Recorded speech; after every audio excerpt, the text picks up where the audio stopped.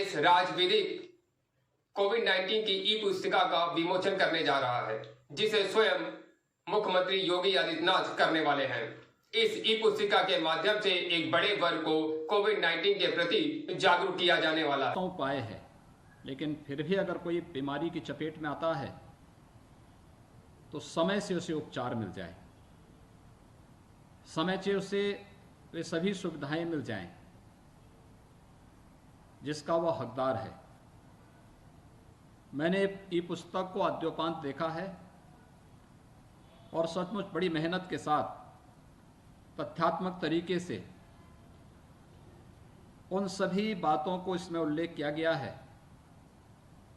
जो एक पढ़े लिखे व्यक्ति के लिए भी, एक जन सामान्य के लिए भी अत्यंत उपयोगी हो पाएगी। यह आज की आवश्यकता है। अक्सर होता क्या है कि लोग जब तथ्य और सही जानकारी उसके सामने नहीं पहुंचती है तो अनेक प्रकार से तमाम प्रकार की भ्रामक सूचनाएं उनके सामने आती हैं। और खास तौर पर हम लोगों ने इस बात को देखा होगा कि लोगों को जानकारी नहीं होने के कारण ही बहुत सारी जगह कोरोना से बचाव के लिए लोगों ने सामान्य रूप से गांवों में देखे होंगे, बहुत सारी जगह लोग पूजा करने लग गए, कोरोना को एक देवी के रूप में प्रस्तुत करने लग गए। लोगों की भावनाएं हो सकती हैं, लेकिन कहीं ना कहीं ये बताता है कि उन लोगों तक सही तथ्य और सही जानकारी का अभाव है। और बचाव के बारे में उन्हें हम जितना जागरूक कर पाएंगे उसके उसी रूप में परिणाम भी आएंगे। दूसरा, ये महामारी है। ये महामारी लापरवाही किसी भी स्तर पर स्वीकार नहीं करती, लेकिन महामारी को हम पैनिक बनाने से अगर रोक सकें तो बहुत बड़ी जनहानि और धनहानि हम रोक सकते हैं। अगर हम तुलनात्मक रूप से देखेंगे तो भारत के इंफ्रास्ट्रक्चर की तुलना में दुनिया में अमेरिका और यूरोप जैसे देश, आप यूके को लें, जर्मनी को, फ्रांस को, या फिर किसी भी अन्य यूरोप के उन देशों को जो इस कोविड-19 की महामारी की चपेट में आए हैं,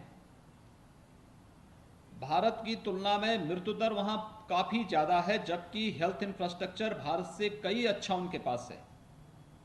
अमेरिका की कुल आबादी 33 करोड़ है, लेकिन अमेरिका में मरने वालों की संख्या 6 लाख से ज्यादा है। भारत की आबादी 135 करोड़ की, और भारत के अंदर 3.25 लाख मौतें इस महामारी से हुई हैं। एक भी मौत दुखद होती है। बचाव के प्रयास हर स्तर पर होने चाहिए, लेकिन अमेरिका के हेल्थ इंफ्रास्ट्रक्चर के सामने भारत का इंफ्रास्ट्रक्चर आज भी कमजोर है। लेकिन फिर भी अमेरिका के अंदर मृत्यु दर अगर भारत की तुलना में अगर आप देखेंगे तो कई गुना ज्यादा है। यूरोप के देशों में उससे ज्यादा है। ये चीजें बताती हैं कि जहां भी लापरवाही हुई वहां पर कहीं ना कहीं व्यक्ति उसकी चपेट में आएंगे, और उसके बाद जो सिलसिला प्रारंभ होगा वो सबके सामने है। उत्तर प्रदेश के अंदर आदरणीय प्रधानमंत्री जी के मार्गदर्शन में, आप सबके सहयोग से हम लोगों ने जीरो से कार्य प्रारंभ किया। मुझे याद है जब 2 मार्च 2020 को उत्तर प्रदेश के आगरा में इटली से आया हुआ एक व्यापारी के साथ यह संक्रमण आया था, तो हमें चिंता हुई थी, क्योंकि उस समय हमारे पास यहां पर टेस्टिंग की कोई सुविधा नहीं थी। हमने उन 4 व्यापारियों के सैंपल टेस्टिंग के लिए सैंपल NIB पुणे भेजे थे। हमारे पास कोई टेस्टिंग सुविधा नहीं थी, लेकिन अगले 21 दिन के अंदर हम लोगों ने KGMU में एक टेस्टिंग लैब स्थापित की थी, जिसमें केवल 72 टेस्ट हो रहे थे। और आज मुझे आप सबको बताते हुए प्रसन्नता है कि उत्तर प्रदेश 3.5 लाख से लेकर 4 लाख टेस्ट प्रतिदिन कर सकता है। भारत सरकार ने इसमें सहयोग किया। हमने यहाँ पे UP CM Covid care fund बनाया, जिसमें हमारे सरकार के मंत्रियों ने, प्रदेश के विधायकों ने, सांसदों ने, समाज के विभिन्न तबके के लोगों ने भी सहयोग किया। लगभग 400 करोड़ रुपए हमें इससे मिले। इससे भी हमने नई नई लैब्स स्थापित की। जब पहला पेशेंट उत्तर प्रदेश में कोविड पॉजिटिव का आया था, उपचार के लिए हमें सफदरजंग दिल्ली भेजना पड़ा था, और आज हमारे पास 80,000 आईसीयू और आइसोलेशन के बेड्स उत्तर प्रदेश में मौजूद हैं, जहां पर हम लोग उन लोगों को उपचार की सुविधा दे सकते हैं और हर प्रकार से लोगों को सुरक्षा की गारंटी की दिशा में एक प्रयास प्रारंभ कर सकते हैं। उत्तर प्रदेश देश का पहला राज्य है जिसने लगभग 4 करोड़ 97 लाख से अधिक टेस्ट हम कल तक कर चुके हैं, और आज जो टेस्टिंग हमारी चल रही है 5 करोड़ को पूरा कर जाएगा। 5 करोड़ टेस्ट करने वाला राज्य होगा। ये संख्या लगातार बढ़ाई जा रही है। पहली वेव में भी लोगों को चिंता थी यूपी का क्या होगा, क्योंकि मैं जानता था कि जब कोविड का पहला मरीज उत्तर प्रदेश में, आगरा में, उसके बाद फिर नोएडा में देखने को मिला तो हम लोगों को चिंता हुई थी। हम लोगों ने इसको कंटेन करना प्रारंभ किया, अपनी कार्रवाई प्रारंभ की। लॉकडाउन होगा, हमें इस बात का अंदाजा नहीं था। लॉकडाउन के बाद व्यापक पैमाने पे लोग वापस आएंगे, इसका भी अंदाजा नहीं था, क्योंकि प्रारंभ में लॉकडाउन तो 1 सप्ताह का था, ये बढ़ता गया, 2 महीने से अधिक चला। 40 लाख प्रवासी कामगार और श्रमिक यूपी में आए, और यूपी में न केवल उत्तर प्रदेश के बल्कि बिहार, झारखंड, वेस्ट बंगाल, उड़ीसा, असम और इस ओर से जाने वाले जितने भी लोग थे, मध्य प्रदेश के लिए, छत्तीसगढ़ के लिए या राजस्थान के लिए या पूरब से पश्चिम की तरफ जाने वाले जो भी लोग थे, उत्तर प्रदेश होते हुए जा रहे थे। लॉकडाउन था और बहुत सारे राज्य ऐसे थे जिन लोगों ने अपने यहाँ इन लोगों को लेने से इनकार कर दिया था। तो लगभग 1 करोड़ माइग्रेंट लेबर को उत्तर प्रदेश में हम लोगों ने क्वारंटीन सेंटर में रख करके उनके भोजन की व्यवस्था, उनको सुरक्षित रखने के साथ साथ जब लॉकडाउन खुला तो फिर अपने उत्तर प्रदेश परिवहन निगम की बसेस के माध्यम से या फिर भारत सरकार के द्वारा स्पेशल ट्रेन जो चलाई गई थी उनके माध्यम से उनके गंतव्यों तक पहुंचाने का कार्य भी उस समय किया। लोग कहते थे आप गलत कर रहे हैं क्योंकि इससे बहुत इन्फेक्शन फैल जाएगा।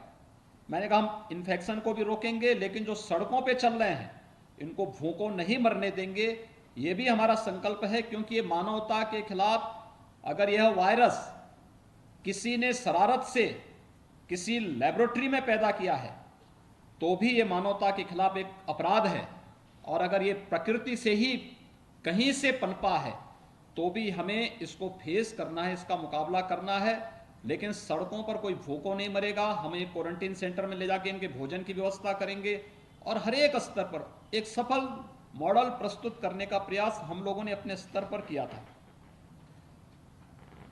लगातार लोग इस बात के लिए चिंतित थे। मुझे याद है जब 22 मार्च को जनता कर्फ्यू का आह्वान किया गया था।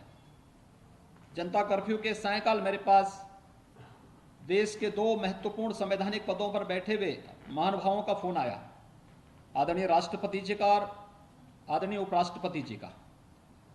इन लोगों ने कहा योगी जी हम लोग चिंतित हैं यूपी से, यूरोप की जो स्थिति है और यूएस की जो स्थिति है, अगर यह उत्तर प्रदेश में हुआ तो क्या होगा। मैंने कहा देखिए हम अपने स्तर पर पूरा प्रयास करेंगे और हम लोग पूरी तरीके से तैयार भी हैं। हाँ, मुझे आशंका है संक्रमण तीव्र है, हमें कुछ जगह सख्ती करनी पड़ सकती है, लेकिन एक एक व्यक्ति की जान बचाने का पूरा प्रयास करेंगे। और ईश्वर की कृपा से, आप सब के सहयोग से उत्तर प्रदेश देश के अंदर पहली लहर में भी सबसे बेहतर रिजल्ट देने में सफल रहा। आज उत्तर प्रदेश में हम लोगों के यहाँ पहली लहर में आशंका व्यक्त की जा रही थी कि प्रतिदिन उत्तर प्रदेश में जो केसेज आएंगे वह 50,000 पॉजिटिव केस प्रतिदिन आएंगे। पहली लहर में जो फर्स्ट वेव चली थी उस समय भी आशंका थी कि एक्टिव केस उत्तर प्रदेश में बढ़ करके लाखों में जाएंगे, लेकिन हम लोगों ने पहली लहर में मैक्सिमम हमारे पास केस 7,200 आए थे एक दिन, और बाद में हम उसको नीचे लगातार हम लोग उसमें गिरावट देखने को मिला था। और यही स्थिति प्रदेश के अंदर एक्टिव केस की भी थी। अधिकतम 67,000 एक्टिव केस प्रदेश के अंदर आए थे। सेकेंड वेव में भी मुझे याद है जब 22 अप्रैल को नीति आयोग का प्रेजेंटेशन हो रहा था, नीति आयोग के जो एडवाइजर थे उन्होंने अपने प्रेजेंटेशन में कहा, उन्होंने कहा था 25 अप्रैल के बाद उत्तर प्रदेश की स्थिति अत्यंत भयावह होने वाली है और उत्तर प्रदेश में 1 लाख से अधिक पॉजिटिव केस प्रतिदिन आने वाले हैं। और यही नहीं, एक्टिव केस भी उत्तर प्रदेश में बढ़ करके मई के अंत तक 30 लाख से अधिक पहुंच जाएंगे। लेकिन उत्तर प्रदेश में कल मई का अंत था और मई के अंत में कल उत्तर प्रदेश में मात्र 1470 केस आए थे। यही नहीं, एक्टिव केस जो एक आशंका थी कि उत्तर प्रदेश में 30 लाख से अधिक एक्टिव केस होंगे, ये संख्या घटकर के कल केवल हमारे प्रदेश में 37,000 रह गई। आज ये घटकर के 32,000 रह गई है। लगातार एक प्रयास हुआ है, हम लोगों ने टेस्टिंग बढ़ाई, लगातार टेस्टिंग बढ़ाई और ये केवल लैब में नहीं बल्कि हम लोगों ने गांव-गांव में निगरानी समितियां, 72,000 निगरानी समितियों को गांव-गांव में भेजा। लोग अलग अलग उसके बारे में टिप्पणी कर सकते हैं, लेकिन WHO के 2,000 प्रतिनिधि उत्तर प्रदेश में पहले से ही कार्यरत हैं। वेक्टर बॉर्न डिजीज और वाटर बॉर्न डिजीज जो भी प्रदेश के अंदर जून के बाद से प्रारंभ होते हैं, इन सब पर उत्तर प्रदेश के कार्यों का अध्ययन करने और उत्तर प्रदेश में इन सब की निगरानी करने के लिए ये लोग यहां पर कार्य कर रहे हैं। इन्होंने स्वयं इस चीज को देखा और उसके बाद इन्होंने WHO को लिखा कि यूपी का ये मॉडल जो निगरानी समिति डोर टू डोर सर्वे कर रही है और मेडिसिन किट, क्योंकि फर्स्ट वेव में और सिम्टोमेटिक जितने भी मामले थे उनको दवा की आवश्यकता नहीं थी, उनको होम आइसोलेशन में रख करके सामान्य उपचार के माध्यम से वे लोग अपना वहां पर उपचार करा सकते थे, उन्हें कोई समस्या नहीं थी। सिम्टोमेटिक जितने भी थे उन्हें हम हॉस्पिटल भेज रहे थे। लेकिन सेकेंड वेव ने तमाम नई चुनौतियां हमारे सामने प्रस्तुत की।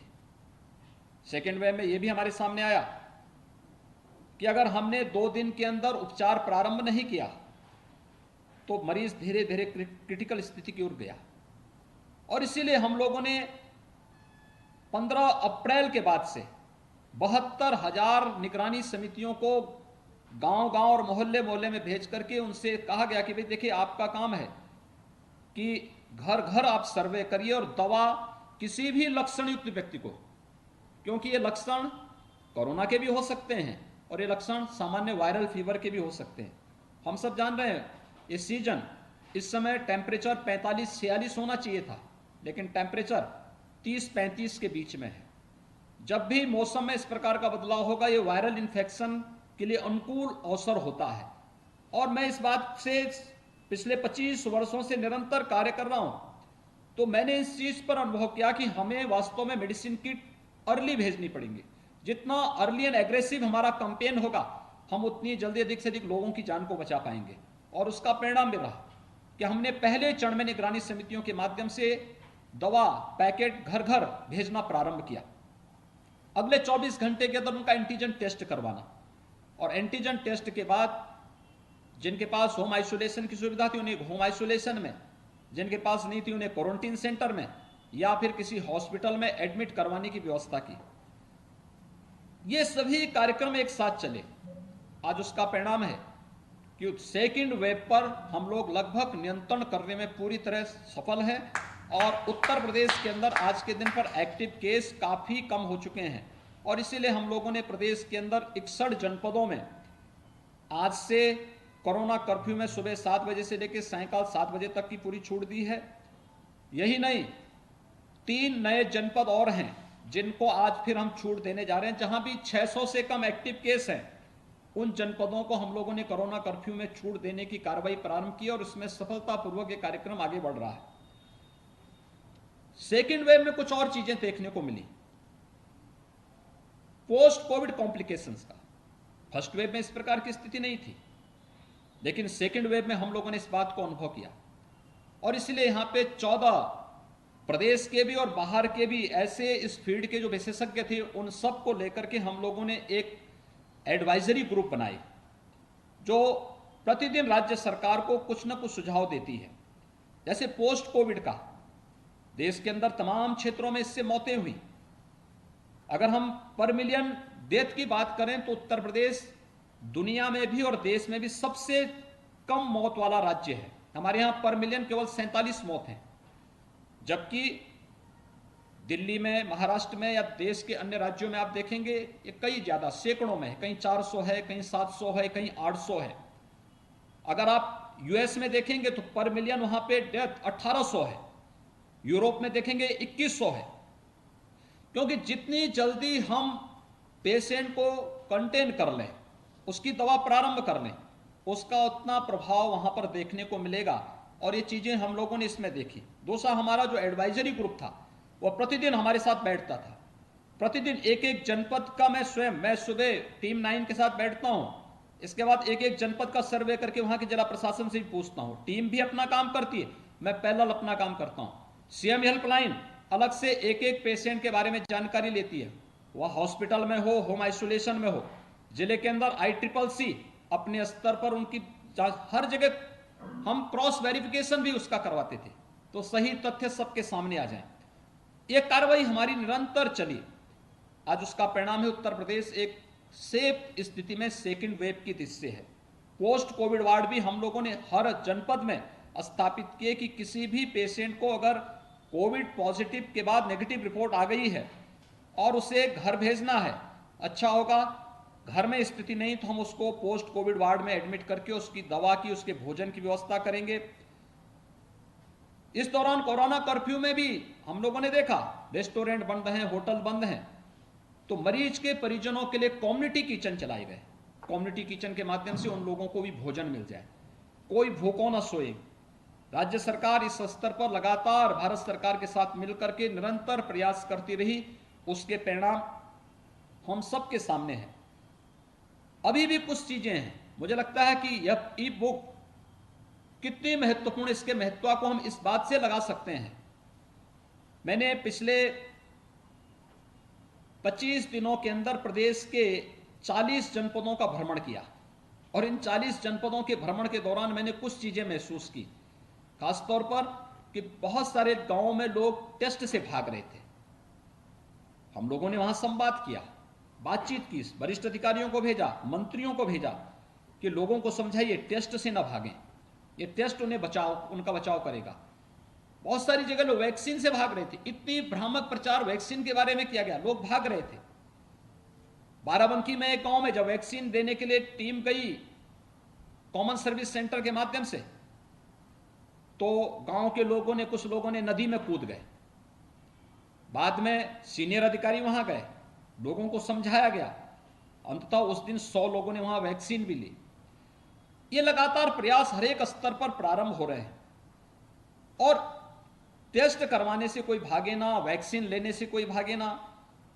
हमें बचाव के उन सर्वोत्तम उपायों को करना होगा। पहले वेब से ही कहा जा रहा है कि 5 प्रकार की जो कैटेगरी पहले से तय की गई, जो हाई रिस्क कैटेगरी है, 60 साल से ऊपर के लोग, 10 वर्ष से छोटी उम्र के बच्चे, गर्भवती महिलाएं, कमजोर इम्यूनिटी के लोग और एक से अधिक बीमारी से ग्रसित कोई भी व्यक्ति, वह बाहर न निकलें, घर के अंदर भी मास्क धारण करके रखें। शेष अन्य लोगों को घर के बाहर अगर निकलना ही है तो मास्क जरूर पहने और 2 गज की दूरी का पालन जरूर करें। अगर ये सभी इस कोविड बिहेवियर को हर व्यक्ति अपनाता है तो मुझे लगता है कि हर एक स्तर पर कोविड की चेन को ब्रेक करने में हमें मदद मिल सकती है। और कोरोना के खिलाफ जो देश की लड़ाई है, यह किसी व्यक्ति, किसी जाति, किसी समुदाय को बचाने की नहीं, ये मानवता को बचाने की लड़ाई है। और मानवता को बचाने की इस लड़ाई में हर एक व्यक्ति को, हर एक संस्था को, हर एक संगठन को, हर एक समुदाय को मिलजुल करके आगे बढ़ करके अपना योगदान देना चाहिए। और उत्तर प्रदेश के अंदर मुझे प्रसन्नता है कि हर एक तबके ने बढ़ चढ़ करके इस पूरे अभियान में सहभागी बन करके अपना सहयोग किया, क्योंकि हमें आशंका थी पर्व और त्योहारों के दौरान कि लोग एकाएक बाहर निकलेंगे, समस्याएं आ सकती थी। हमने सभी तबके के धर्मगुरुओं से संवाद बनाया। मैंने स्वयं सभी निगरानी समितियों के साथ संवाद बनाया। हर एक स्तर के लोगों से भी हम संवाद बनाते रहे। आज उसका परिणाम है, हर व्यक्ति उसमें अपना सहयोग दे रहा है। और इस ई बुक का महत्व इसी बात को लेकर के, क्योंकि जो भ्रांत धारणाएं, उन सभी भ्रांतियों को दूर करने में इस ई बुक का बहुत महत्वपूर्ण योगदान होगा। और इसके लिए मैं अपने राज्य के कार्यवाहक मुख्य न्यायाधीश और उत्तर प्रदेश राज्य विधिक सेवा प्राधिकरण के मुख्य कार्यपालक अधिकारी के रूप में माननीय न्यायमूर्ति श्री संजय यादव जी का और उत्तर प्रदेश राज्य विधिक सेवा प्राधिकरण के सदस्य सचिव और उन सभी पदाधिकारियों का हृदय से अभिनंदन करूंगा जिन्होंने ये तथ्यात्मक जानकारी, क्योंकि मैंने देखा है वास्तव में इतना सटीक और वैज्ञानिक जानकारी इसके साथ दी गई है। ये ई बुक हर एक व्यक्ति के लिए उपयोगी साबित होगी, क्योंकि अभी जो आशंकाएं थर्ड वेव की जा रही हैं, हमने उसके लिए कार्य शुरू किया है। स्वच्छता, सैनिटाइजेशन, फॉगिंग की कार्रवाई, पीडियाट्रिक आईसीयू के निर्माण की कार्रवाई, बूथ, इस अभिभावक स्पेशल बूथ बनाकर के 12 वर्ष से छोटी उम्र के प्रत्येक अभिभावक को अगले 3-4 महीनों के दौरान हम उन्हें वैक्सीनेट कर सकें और पूरी तरह वैक्सीन देकर के सुरक्षा कवच उपलब्ध करा सकें। ये तो प्रयास किया जा रहा है, लेकिन ये ई बुक अपने पब्लिक पोर्टल के माध्यम से हर एक व्यक्ति के लिए उपलब्ध रहेगी। तो बच्चे जैसे ऑनलाइन शिक्षा इस समय ले रहे हैं, ऑनलाइन क्लासेज उनकी चल रही हैं, उनको भी हम अपने क्लासेस के माध्यम से, विद्यालयों के माध्यम से या समाज के प्रबुद्ध जनों के माध्यम से हमारी अपील होनी चाहिए सभी अधिवक्ताओं से, समाज के प्रत्येक तबके के लोगों से। और मैं प्रयास करूंगा कि हमारे यहाँ पर माध्यमिक और उच्च शिक्षा, टेक्निकल एजुकेशन, वोकेशनल एजुकेशन या जितने भी संस्थाएं, ये सभी अपने ऑनलाइन क्लासेस के माध्यम से इस ई बुक को उन सभी बच्चों को पढ़ने के लिए जरूर कहें, देखने के लिए जरूर कहें। कितनी उपयोगी जानकारी है और बड़ा तथ्यात्मक, सटीक, क्योंकि मैं तो पिछले 1.25 साल से केवल इस कार्यक्रम के साथ बहुत नजदीक से जुड़ा हूं और मैंने एक एक स्तर पर इसको देखा कि बहुत सटीक और तथ्यात्मक जानकारी इसके साथ दी गई है। मैं इसके लिए आपका हृदय से अभिनंदन करता हूं। ये अत्यंत उपयोगी साबित होगी और कोविड महामारी से लड़ने में उत्तर प्रदेश के नागरिकों के लिए एक नया हथियार ये हम सब के साथ में होगा कि हम एक बड़े तबके को इस प्रकार की जागरूकता के माध्यम से बचाने में सफल होंगे। मैं इस पूरे कार्यक्रम के प्रति कोविड-19 पर इस नई जानकारी के लिए, इस ई बुक के लिए हृदय से अभिनंदन करते हुए हृदय से बधाई देता हूं, अपनी शुभकामनाएं देता हूं। धन्यवाद। जय हिंद।